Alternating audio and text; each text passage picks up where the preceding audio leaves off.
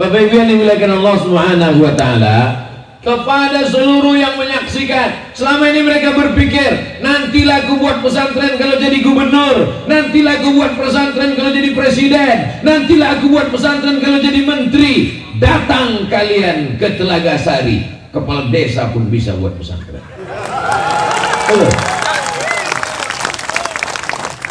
Berpikir besar, berpikir kekal, berpikir sesuatu yang abadi. Apa yang akan kita tinggalkan setelah mati? Kades-kades yang lain mati meninggalkan apa? Stempel.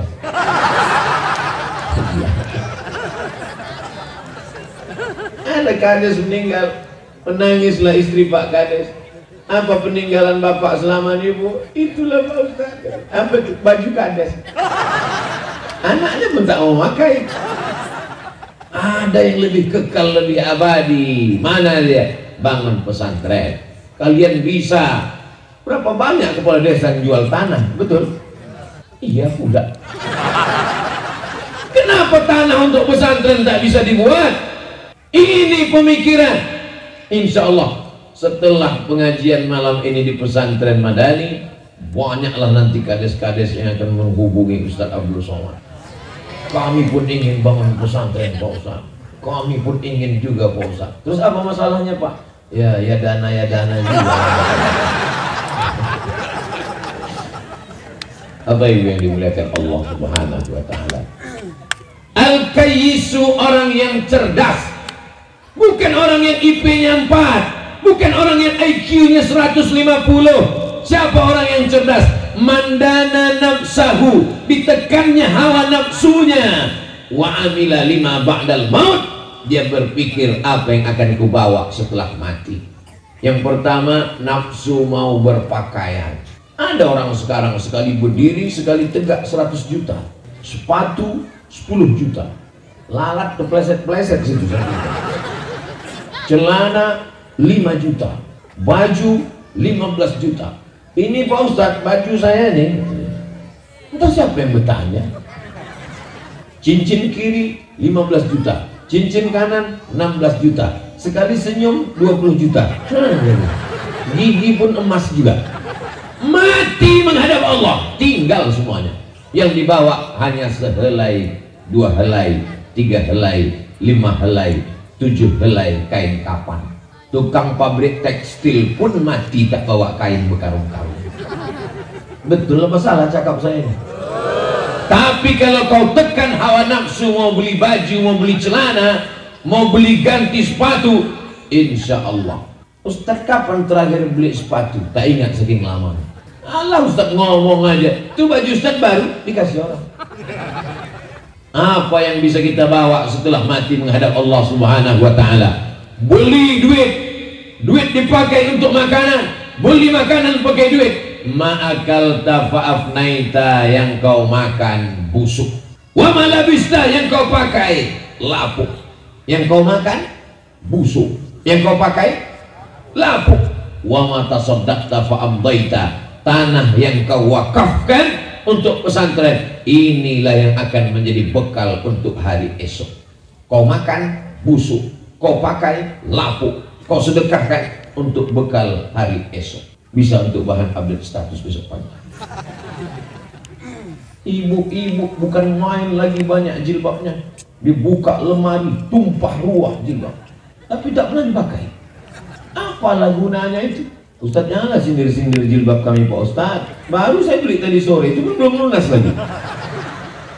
Bapak Ibu yang dimuliakan Allah Subhanahu wa taala, makanya nanti kalau ada keinginan nafsu menggebu-gebu, ingin rumah baru, mobil baru, pakaian baru, cincin baru, ingat ada sesuatu yang kekal abadi. Semen 2-3 sak, batu bata dan kerikil. Besok datang, mana pembangunan masjid Madani itu, mana dia? Kau mau ngasih? Enggak, mau tanya aja. Nanti kalau cocok baru dikasih, kalau tak cocok nantilah itu. Dibangun rumah besar megah mewah 3 lantai, kamar mandinya keramik batu pualam, masuk ke dalam tamu tak mandi-mandi saking kan kagumnya.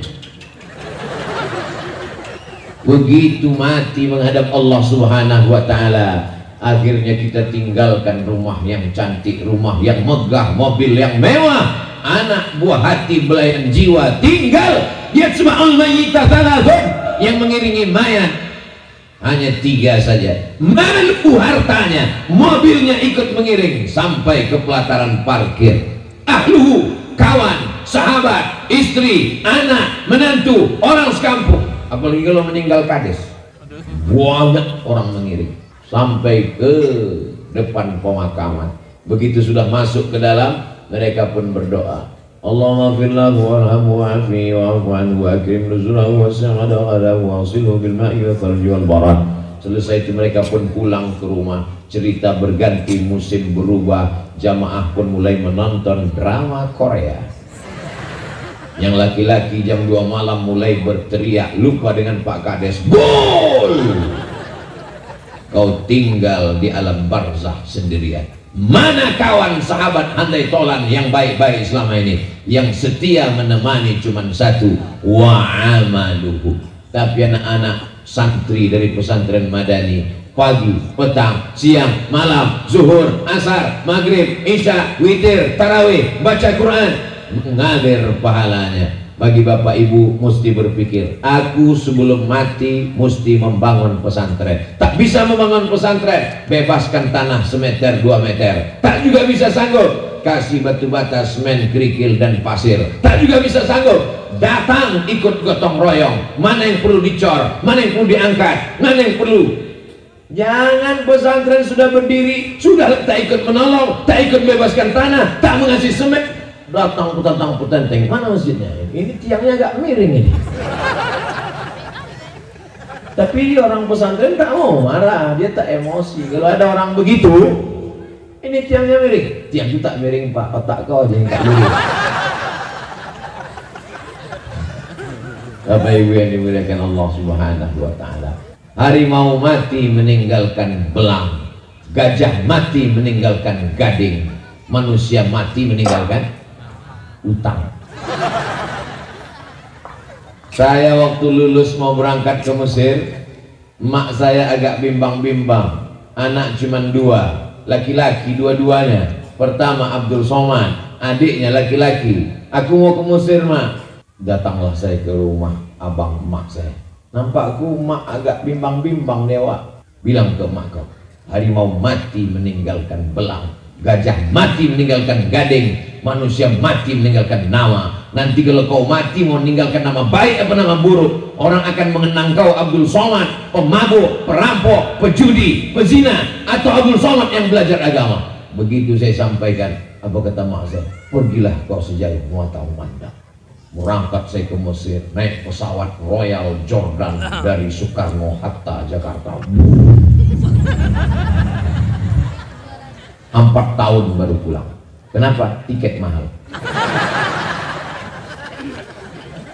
Jangan nanti anak-anak ini sudah tamat dari Madani, mau sekolah ke Mesir, mau sekolah ke Madinah, mau sekolah ke Makkah, ibu tahan. Mak, aku udah tamat Madani, dapat beasiswa ke Mesir, berangkat aku ya mak. Janganlah nak, nanti kalau mak mati gimana? Kalau ibu tahan dia, ibu mati. Kalau ibu lepas dia, ibu mati juga. Bedanya apa? Kalau ibu lepas dia, dia mujahid fisabilillah, bertambah ilmunya, didoakannya sampai akhir hayat insyaallah. Sampai hari ini sudah 2 tahun almarhumah saya tinggal. Kak sepupu saya cerita, sampai hari ini tak berhenti orang berdatangan berziarah dari banyak tempat. Bersih makam kubur, tak pernah rumputnya panjang, orang banyak ziarah, mau dicari orang mana makam almarhumah emak Ustaz Abdul Somad yang melahirkan, yang mendidik, yang membesarkan. Hebatnya pesantren Madani. Rupanya kalau habis 40 menit ganti mikrofonnya. Tempat-tempat lain tuh sejam 2 jam tak ganti-ganti. Memang betul-betul protokol COVID kesehatan. Tahu dia mulai datang ada virus, bakteri, mikron, apa namanya, langsung ganti mikrofon baru. Padahal dalam hati saya kapal langsung ganti orang. Bakteri udah habis macet-macet tak juga. Maklum saya, baterai lama tak diganti karena duit habis untuk beli semen. Bapak Ibu yang dimuliakan Allah, pesantren Madani bukan tanggung-tanggung. Tengoklah berapa kameranya malamnya. 1, 2, 3, 4, 5, 6, 7. Ada yang betiang, ada yang tak betiang. Ada pula tadi saya tengok yang apa, macam kamera hantu tak berkaki. Begitu jalan ke sana, ibu-ibu itu pun heboh pula kan itu. Masya Allah, tabarakallah. Jamaah yang ada di Medan, di Sumatera Utara semuanya datanglah ke Kabupaten Deli Serdang ini, Deli Serdang, Kecamatan Sunggal, Desa Telaga Sari. Nanti kamu akan datang ke telagaku, kata Rasulullah. Nama telaganya itu Inna a'tainakal Kautsar, tenaga Al-Kautsar. Aku melihat telaga, kata Rasulullah. Nama telaga itu Al-Kautsar. Ketika manusia kehausan, panas terik di padang mahsyar, ada orang yang minum dari telaga itu. Siapa dia? Kamikah itu ya Rasulullah? Antum ashabi, kalian sahabatku. Ada orang yang minum dari telaga itu. Siapa mereka ya Rasulullah? Ikhwani, ikhwan. Al-Madani, Madani, ikhwan. Yang akan minum dari telaga itu adalah ikhwan. Telaga di sana nanti Al-Kautsar. Sebelum sampai ke sana di Telaga Sari dulu. Nanti kalau dia minum dari telaga itu, la yazma'u fiha abada, dia tidak akan haus untuk selamanya. Insya Allah kalau datang orang Sumatera Utara ke Telaga Sari mengantar anaknya ke Madani, tidak akan haus. Maksudnya haus pelajaran agama. Sekarang banyak orang tak paham agama, semua disembah. Kucing pun disembah. Mbak kucing sembah, nampak pokok kayu sembah. Pokok kayu, batu, hantu, tuyul, nyeblorong, sundel bolong, semua sembah. Haus dengan agama. Nanti kalau dia sudah belajar agama, dia bisa membedakan mana khalik, mana makhluk, maka dia akan berkata la ilaha illallah. Murni, bersih akidahnya. Kenapa? Karena di sini diajarkan tauhid, wujud, qidam, baqa, mukhalafatuhu lil hawadisi, qiyamuhu bi nafsihi, wahdaniyah, qudrat, iradat, ilmun, hayat, sama, basar, kalam, berpegang dengan ahlus sunnah wal jamaah. Ini sekarang banyak tauhid macam-macam. Bila Anda CEO-nya monyet, maka tahun 2022 cocoknya memanjat pokok kayu. Habis pokok kayu dipanjat. Tak jadilah kita nikah, beb. Kenapa begitu, nyet? Karena nampaknya menurut ramalan kita nggak sesuai. Bintang kau kan kambing, bintang aku ikan. Kambing kalau jumpa ikan mana mungkin. Kau di air, aku di laut. Udah kau pegang-pegang aku, baru kau bilang tak bisa nikah. Bodat kau kan? Percaya pula dia pada ramalan. Kadzabal munajjimun walau sodaku. Dusta, bohong orang ahli perbintangan. Kalaupun betul, kebetulan. Kalau zaman dulu orang datang ke rumah peramal minta ramal. Zaman sekarang peramal itu yang datang ke rumah kita, ke meja tamu kita, ke dalam kamar tidur kita, ke dalam dompet kita. Apa kata dia? Ketik ramal spasi rek, kirim ke 9090. Betul apa tidak yang saya cakapkan ini? Di mana membersihkan akidah? Bersihkan akidah di pondok pesantren. Kalau ada orang mengatakan jangan masukkan anak pesantren, pesantren itu radikal, radikul, sumbatkan mulutnya duit baru dia diam. Mana ada orang aliran keras di pesantren? Kalau pesantren markas tempat radikul, sudah matilah bazar-bazar yang mengejek Ustaz Somad itu, betul? Kenapa masih hidup? Menunjukkan bahwa di pesantren orang diajarkan kelembutan. Di pesantren orang pakai sarung.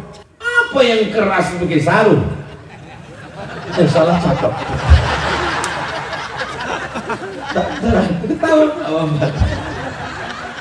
Di pesantren orang diajarkan sopan santun, tata krama, budi bahasa.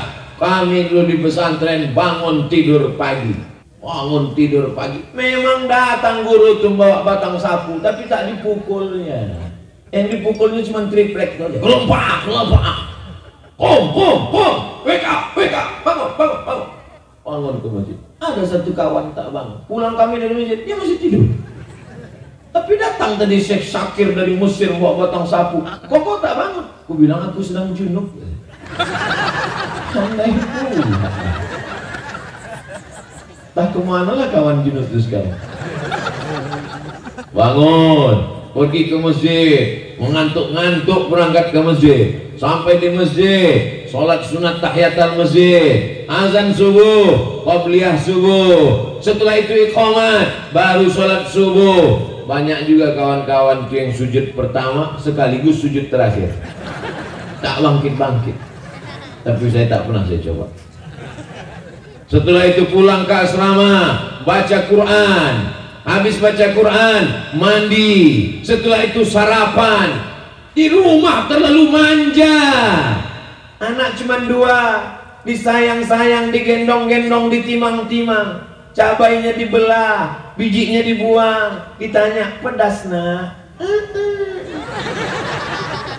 Siapa yang bisa ceritakan itu? Saya tak tahan makan pedas. Cabai itu dulu dibuang emak bijinya, dimasakkan, kasih gula merah lagi. Kepedasan juga. Sampai di pesantren ngantri, jangankan biji cabai, batang cabai itu diblender. Tapi itulah pendidikan yang luar biasa. Sekarang banyak anak-anak, fasilitas ada, tapi dia takut menghadapi kehidupan. Kenapa? Manja. Betul tak? Anak-anak kita bukan karena tidak ada beras, bukan karena tidak ada duit, ada rumah, ada mobil, ada fasilitas, tapi penyakitnya manja, tak siap dia menghadapi hidup ini. Anak pesantren siap menghadapi hidup. Sampai ke Mesir, jumpa sama Fir'aun, siap. Habis dari Mesir, pergi ke Maroko, siap. Habis dari Maroko, pergi ke Sudan, siap. Habis dari Sudan, balik ceramah, diejek-ejek orang, siap. Dicaci maki, dibully, siap. Jamaahnya yang tak siap. Tolonglah Pak Ustaz kalau ceramah janganlah menggelegar-gelegar. Kenapa gitu Pak? Tak tahan jantung kami Pak Ustaz. Jadi pesantren itu mendidik orang siap untuk menjalani hidup. Sekarang banyak orang yang siap mati. Kami siap mati Pak Ustaz. Siap tak siap memang mati. Anak-anak kita ini bukan kita didik siap mati, tapi siap hidup. Bagaimana dia supaya hidup memperjuangkan agama Allah Subhanahu wa taala. Kalau dia jadi polisi, dia akan menolong agama Allah dengan jabatan polisinya. Bangga tak ibu kalau punya anak polisi? Bangga tak bapak kalau punya anak tentara? Bangga. Azamlah anak bapak di musola. Allahu Akbar, Allahu Akbar. Apa kata jamaah? Siap. Kalau Ustaz Abdul Somad yang azan orang itu cuek aja. Allahu Akbar, Allahu Akbar. Siapa yang azan tuh? Ustaz Somad. Kau duluan aja lu Ustaz, kami usul belakangnya. Dengan berseragam, dengan jabatan, dengan pistol, dengan kekuasaan, dia tidak menganggap itu sebagai tujuan hidup, tapi dia anggap itu hanya sebagai sarana, wasilah, kendaraan. Tujuan dia adalah menolong agama Allah. Di mana dia dididik? Di pesantren. Setuju apa tak setuju? Setuju. Terserah Bapak. Mau setuju tak setuju, tetap aku sampaikan. Tidurlah saya di hotel di Bandar Lampung. Di bawah dikawal, siapapun tak boleh naik ke atas. Ustaz Somad mau istirahat. Tiba-tiba ada orang mengetuk pintu. Tok tok tok. Saya intip. Polisi. Apa pula dia masuk? Saya buka. Ada apa Pak? Aku adik kelas abang di pesantren. Di mana kau sekarang? Aku polisi bang. Masuk silakan. Kenapa kau bisa lewat di bawah? Anak buahku semua aja yang jalan. Apa tak bangga gila? Bisa foto bang? Bisa untuk update status. Sampai saya ke Banda Aceh, jumpa pula lagi kawan. Rupanya sekelas, ketua kelas dulu. Memang dari dulu dia mau tegak tinggi, cocok lah jadi tentara. Yang kecilnya pula sakit hati. Dan sekarang cari-carilah pangkal pintu bergantung. Banyak-banyak makan kacang panjang. Apa yang dimuliakan Allah Subhanahu wa Ta'ala? Jadi yang saya sampaikan ini bukan cerita tanpa bukti. Kawan-kawan ini sudah berhasil, tinggal lagi anak-anak kita ke depan. Ada anak ibu mau jadi polisi, bisa. Mau jadi tentara, bisa. Mau jadi pengacara, bisa. Mau jadi penyanyi, bisa. Dia dilatih. Kami dulu di pesantren dilatih drama, namanya drama area at-tamtsil al-masrahi, pakai bahasa Arab. Waktu itu saya dapat peran jadi jin. Tanyalah kawan-kawan di pesantren. Jadi macam-macam. Jadi jangan katakan apa itu di pesantren cuman pakai sarung, cuman baca-baca kitab aja. Semua dipelajari pondok pesantren. Pramuka ada, silat ada, karate ada, tapak suci ada, semua dipelajari. Kenapa? Karena nanti dia dituntut untuk siap hidup terjun ke masyarakat.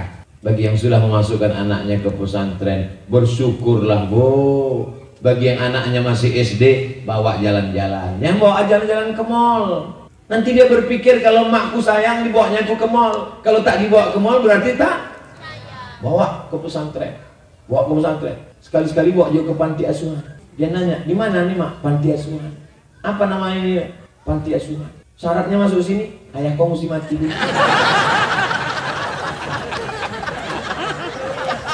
Balik dia dari situ, dia akan sayang sama ibu, diciumnya tangan ibu. Kenapa? Karena dia mulai berpikir, anak-anak ini tidak selamanya bisa kita nasihati cuman kau mesti rajin sholat, kau mesti, kau jangan melawan aku, nanti kau masuk neraka jahanam. Anak-anak sekarang melawan, mana neraka itu? Mana?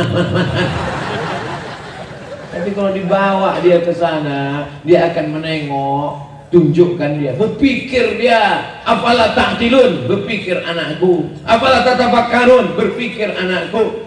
Jalan-jalan ke Danau Toba, bagus. Pergi ke Brastagi, ke bukit, cantik. Makan-makan ikan mas, bagus, tak salah. Tapi sekali-sekali bawa dia ke tempat anak yatim, belikan nasi bungkus kau satu, aku satu. Untuk apa mak? Nanti kita makan sama anak yatim di sana. Assalamualaikum Pak Panti Asuhan. Ya, kami mau makan sama anak yatim. Berapa orang Bu? Kami berdua aja. Tunjukkan sama dia bagaimana kehidupan ini nyata. Bapak Ibu yang dimuliakan Allah Subhanahu wa Ta'ala. Keponakan saya, anak saudara saya tidak boleh sekolah kecuali pondok pesantren. Saya sampaikan itu. Kau pesantren, kamu pesantren. Karena aku tak sanggup nanti kalau kalian membuat maksiat di atas muka bumi Allah. Kami sudah mati menghadap Allah. Kami akan mempertanggungjawabkan anak-anak kami. Kullukum ra'in, setiap kamu pemimpin, wa kullukum mas'ulun, kalian semua akan disoal, diminta tanggung jawab. Ibu rajin wirid, yasin, tahlilan, berzikir, bersolawat, baca Quran, khatam. Bapaknya pula bukan main, wakaf, zakat, infak, sedekah. Tapi anak tidak dididik. Selangkah lagi kita mau masuk surga, selangkah juga kaki masuk ke neraka karena tidak mendidik anak-anak. Inilah pentingnya pondok pesantren. Kenapa anak kau tak masuk pesantren? Jauh Pak Ustaz. Saya sangka ganti mic lagi. Anak kau kenapa tak di pesantren?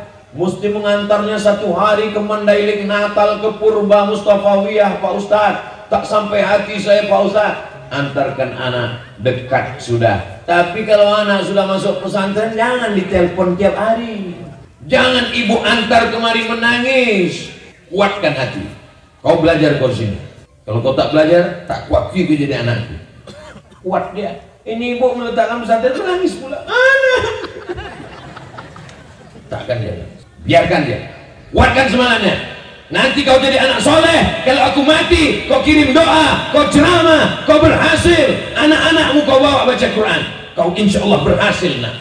Baru ibu pun pergi. Udah agak jauh sampai Sungai Skambik, abang nangis.